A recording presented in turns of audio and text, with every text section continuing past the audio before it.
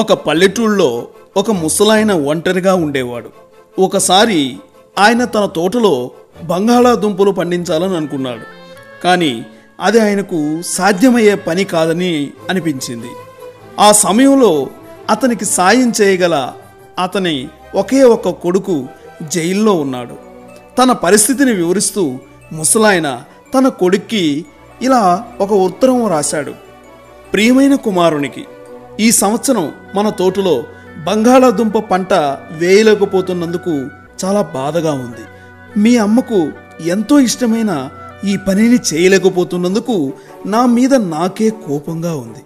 నేను ఈ వయసులో తోట తవ్వలేకపోతున్నాను. నువ్విక్కడ ఉన్నట్లయితే నాకు ఈ ఇబ్బందులు ఉండేవి కావు. నీవు జైల్లో లేకుండా ఉన్నట్లయితే నా కోసం తోట తవ్వి పెట్టుండేవాడివి. ప్రేమతో మీ నాన్న అని ఉత్తరం రాశాడు.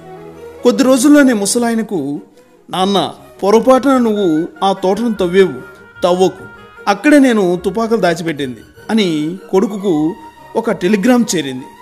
ఆ తెల్లవారి 4 గంటలకు 1 డజన్ మంది గూఢాచారులు, స్థానిక పోలీసులు వచ్చి తోటంతా తవ్విపోశారు. కానీ తుపాకులు మాత్రం కనబడలేదు.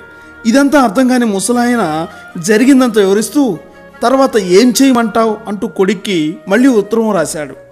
దానికి కొడుకు, నాన్న, ఇక నీ పని కానిచ్చేయి, బంగాళాదుంపలు నాటు, ఇక్కడున్న నేను ఇంతకన్నా నీకేమీ చేయలేను అంటూ జైలు నుండి సమాధానం రాశాడు.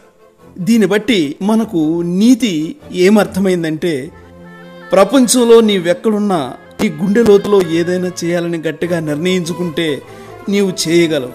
నీ సంకల్పమే ముఖ్యం. కానీ నీవు కానీ నీ నుండి సహాయం పొందవలసిన వారు కానీ ఎక్కడున్నారన్నది కాదు. సర్వేజన సుఖినో భవంతు.